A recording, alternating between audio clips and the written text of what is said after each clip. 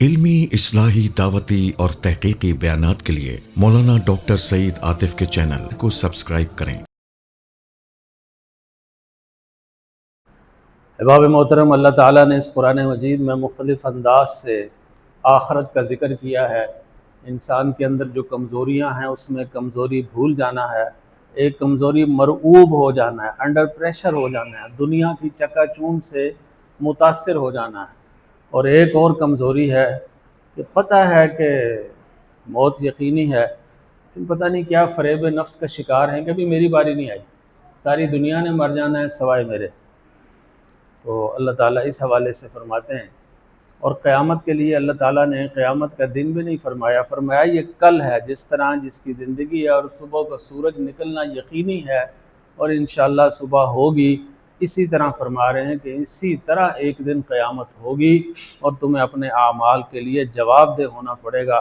فَمَن يَعْمَلْ مِثْقَالَ ذَرَّةٍ خَيْرًا يَرَهُ، چھوٹی سی بھی کوئی نیکی ہے تو وہ سامنے آئے گی، اور چھوٹی سی بھی کوئی بدعملی ہے، تنہائی کے اندر موبائل پہ کیا کچھ دیکھا ہے، ایک ایک چیز اللہ مووی بنا کے سامنے لا دیں گے۔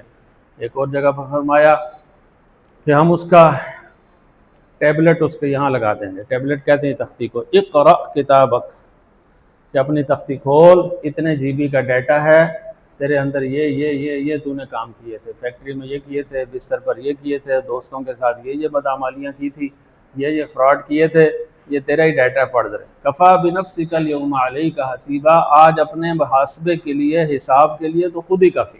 اللہ اکبر۔ اور یہاں یہی فرمایا جا رہا ہے کہ وہ جو کل آنے والا ہے وہ قیامت کا کل ہے، اس کا آنا یقینی ہے، اس کے لیے ہم نے تیاری کیا کی۔ ولتنظر، انسان کو چاہیے کہ غور و فکر کرے۔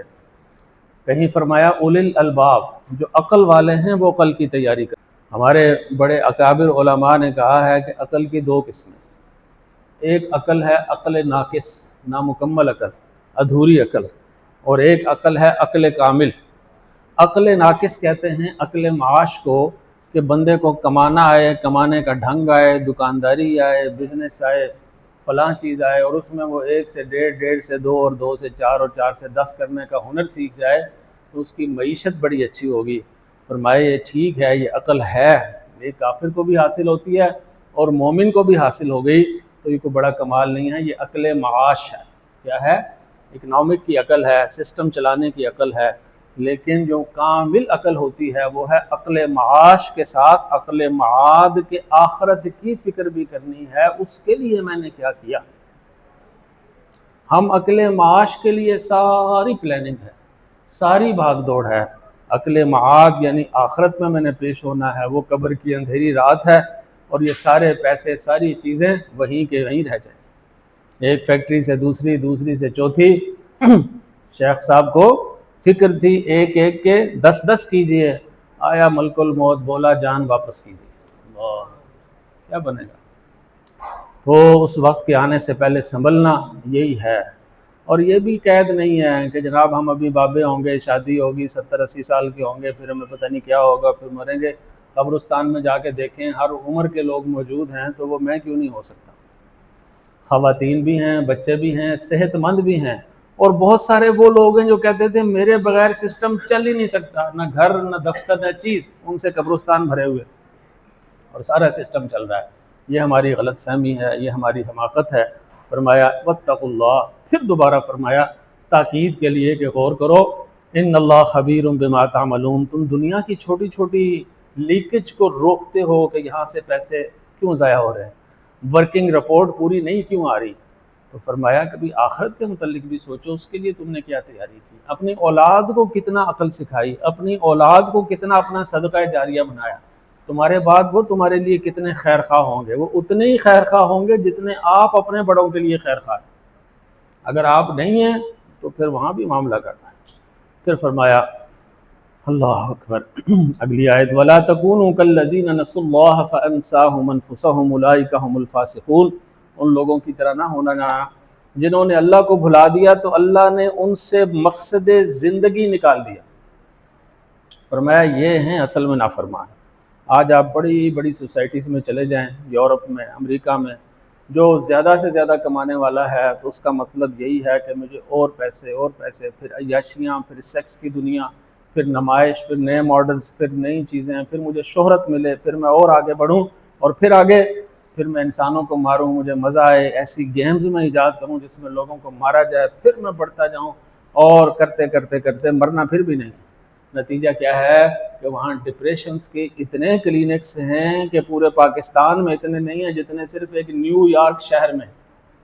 اگر معیشت ہی سارے مسئلوں کا حل ہوتی تو جو دنیا کی خوشحال ترین قومیں ہیں ان کے اندر کوئی اخلاقی بیماری نہ ہوتی، بہت ترقی یافتہ ہیں۔ ہمارے مشرق میں سب سے ترقی یافتہ ملک جاپان ہے، دنیا میں سب سے زیادہ خودکشی کی شروعات ایوریج اوسط وہاں ہے، وہاں تو بندے کو مرنا ہی نہیں چاہیے۔ مقصد زندگی ہمیں کلمہ پڑھاتے ہی ماں باپ نے ہمارے ذہن میں اتار دیا تھا کہ آپ کا میرا مقصد زندگی کیا ہے؟ لا الہ الا اللہ۔ اس مقصد زندگی کو پورا کیسے کرنا ہے؟ اس کا نمونہ اور ماڈل کیا ہے؟ محمد الرسول اللہ۔ یہ ہم وہ خوش قسمت لوگ ہیں کہ مقصد زندگی ہمارے سانس میں جھولی میں ڈال دیا، اور آج پوری دنیا اس سے محروم ہے۔ اس لیے خود فراموشی کا نتیجہ خدا فراموشی نکلتا ہے۔ اللہ اکبر۔ اور دوسرے لفظوں میں کہیں کہ خدا فراموشی کا نتیجہ خود فراموشی نکلتا ہے، پتہ ہی نہیں چلتا میں کدھر ہوں، میں کہاں ہوں۔ جن کے لیے کمایا تھا وہی وہ کہتے ہیں کہ یہ بابا مرتا کیوں نہیں، اس کو اٹھا کے پھینکو، اس کو فلاں، کیونکہ آپ نے ان کے لیے کمایا تھا۔ تو سب سے پہلے اللہ کی رضا، اللہ کی ذات، اپنا محاسبہ کرنا کہ میں کہاں غلط ہوں۔ اقبال نے کہا تھا صورت شمشیر ہے دست قضا میں وہ قوم، صورت شمشیر ہے دست قضا میں وہ قوم، کرتی ہے جو ہر زمان اپنے عمل کا حساب، کہ کہاں میں غلط ہوں، کہاں میں ٹھیک تھا، میرے اندر کوتاہی کیا ہے۔ ہم تعریفیں کرتے ہیں، تعریفیں سنتے ہیں، دونوں کو پتہ ہوتا ہے کہ ہم جھوٹ بول رہے ہیں، تو اپنا محاسبہ کرنا اور وقت آنے سے پہلے کرنا۔ اسی کو اللہ تعالیٰ نے ایک اور جگہ پر فرمایا فَالْيَوْمَ نَنْسَاهُمْ كَمَا نَسُوا لِقَاءَ يَوْمِهِمْ هَذَا، کہ تم نے دنیا میں ہم کو بھلا دیا تھا، آج ہم نے تمہیں نظر انداز کر دیا، ہمارے لیے تم کو وجود ہی نہیں ہے، کوئی چیز ہی نہیں ہو۔ تو آج بڑے بڑے جو لوگ ہیں وہ مقصد زندگی سے محروم ہیں، موت دستک دے رہی ہے لیکن ان کی ہوس اب بھی کم نہیں ہو رہی۔ مومن کا کام یہ ہے، رکتا ہے، سوچتا ہے۔ Please don't forget to like and share.